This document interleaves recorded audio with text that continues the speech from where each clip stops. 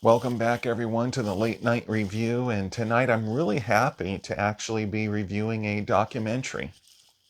And it's one of my favorite documentaries of all time. It came out in the year 2000, and it's by John Little. And I think he did a great job. It's called Bruce Lee, A Warrior's Journey. I've seen this over and over again when it first came out. I believe when I watched it, it was on American Movie Classics most of the time. Really love it, really enjoy it. I think John Little directed, produced, and wrote it. It is really a good documentary. He is one of the best experts on Bruce Lee's life that I know of, and it's a really good documentary, so inspirational. And they do show the footage that was found from Game of Death. It was lost. It was lost for years, and they finally found it. It's great to see the footage and the vision that Bruce Lee had for that movie. And the film goes into that. This documentary goes into that. I really enjoyed it. I like the production. I like the music. I like the atmosphere, how it's set up. And when it says Bruce Lee, A Warrior's Journey, that's truly what the documentary is. Because not only does it show the footage of Game of Death that was found and then Bruce Lee's concept of the film, but it's a warrior's journey. It shows Bruce Lee's kind of evolution in the martial arts, how he changed, how he went from mostly like a Wing Chun type system, and he incorporated other martial arts and put them together.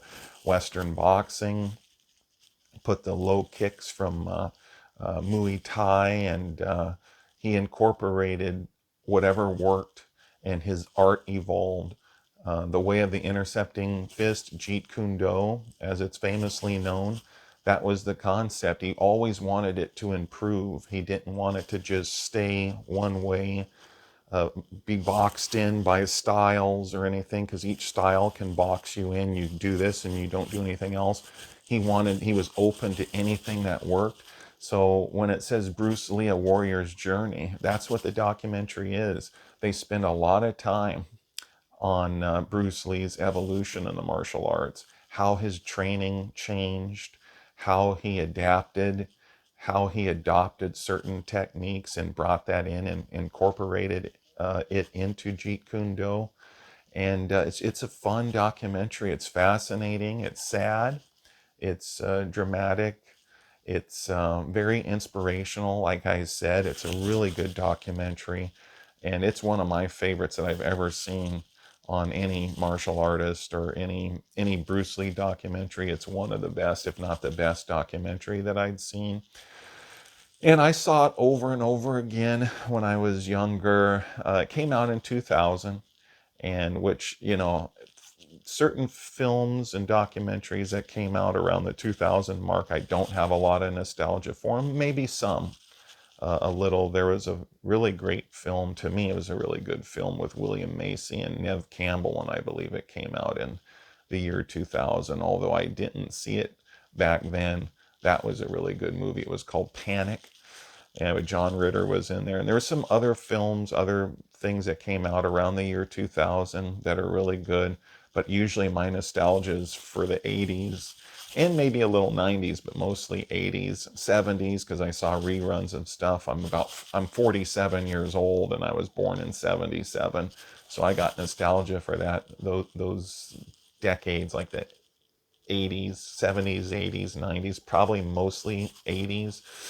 But you can have nostalgia for films that came out in the 50s if you grew up in, your household and they reran it over and over again. So, but yeah, mostly nostalgia for the 80s. But this documentary is really great. I enjoyed how it went in depth and interviewed the people who knew him.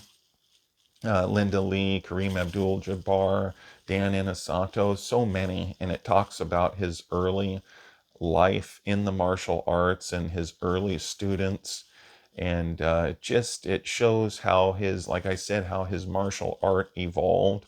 I really like the footage that they found, and I like that they showed Game of Death and Bruce Lee's original vision, his plan for the film originally. And I love that, and I'm glad they showed that. I really did like it.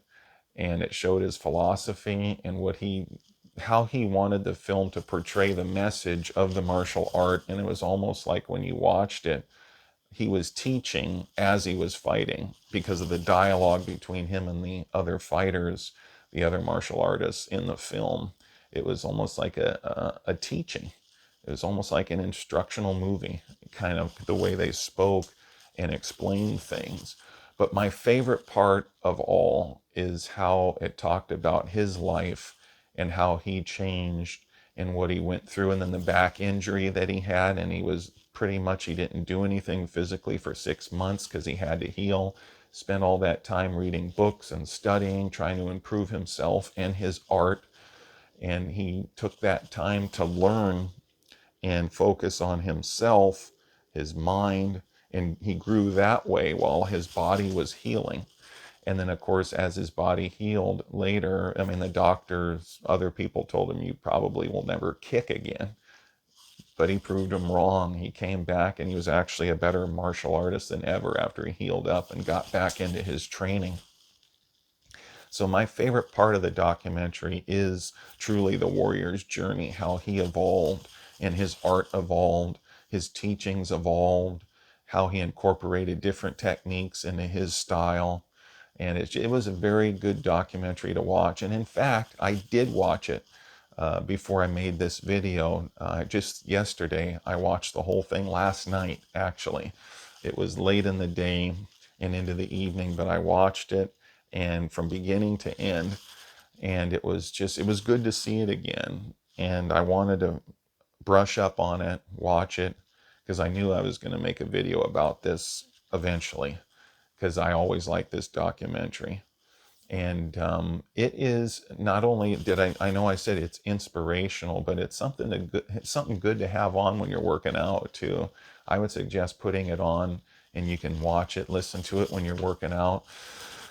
Unless you're, into your workout so much you're just you get tunnel vision and you're just focusing on what you're doing. But it's really a good documentary. I think anyone interested in the martial arts, and especially if they're interested in Bruce Lee and his philosophy, should watch this.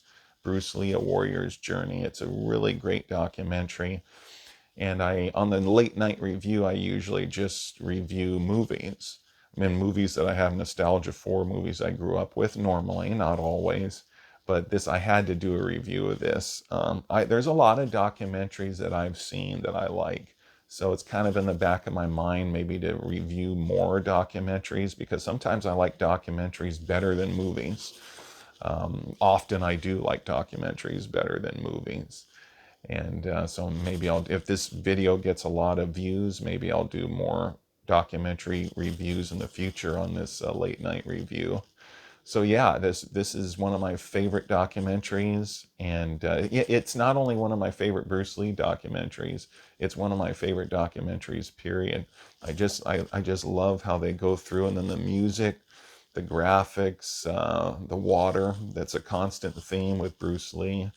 He said, water, look at water. If you pour it into a cup, it becomes a cup. If you pour it into a teapot, it becomes a teapot. And be water, my friend. And that, they go through that. And that's a constant theme through this film. And they keep going back to it as they're explaining how his martial art evolved and how he incorporated different techniques from other systems. And that, it's so great too. It's a great philosophy, I think, for martial artists, is to not be in a box. Don't be in a box. Always be willing to come up with an answer and to answer a technique or your opponent's attack. Always be outside the box, thinking what you can add to your style, to your art, to make you a better martial artist. I think that's such a great philosophy. Yeah, I don't believe in putting yourself in a box. I come from a fighting family. I've talked about it in other videos, and I got some of my exercise videos on this channel, and you can watch those. But it's something that I have always believed in, is that you should never just commit yourself to one style, that you should have an open mind. It's kind of what Jean-Claude Van Damme said in the Bloodsport. Bloodsport was always one of my favorite movies. But that is true, though. Always keep an open mind. Always be willing to adapt. And the martial arts should evolve to answer any attack, anything that might happen on the street or in a self-defense situation or in a sport or whatever you're doing, whatever situation arises. I think it should always evolve, but I think even better put, it should always change for the better. If there is something better, do it and adapt and change for the better is really a good philosophy. And that's pretty much what Bruce Lee, A Warrior's Journey says. That's the message of it. And plus, there's a lot of inspiration. If you like Bruce Lee, I think you'll love this documentary. I really enjoyed it. I think you'll really like it if you're into it. If you're into the martial arts and if you're into Bruce Lee, I think you'll enjoy it. I did. Just watched it again recently and it brought back, everything, because I used to watch it all the time. I recorded it when it was on AMC. I believe it was AMC that it was on, American Movie Classics. They used to have some great stuff on there, AMC. A lot of good classic westerns too, and a lot of good classic movies. But yeah, I recorded it on AMC to the best of my memory, if I remember right, and watched it on videotape over and over again. So I watched it for the first time again last night and sure enjoyed it. I highly recommend it. Give it a thumb way up. And please like and subscribe and share this video. Tell others about the channel, hype it up and pump it up so they can see this type of content. And thanks for joining me on the Late Night Review, and have a good night, everybody.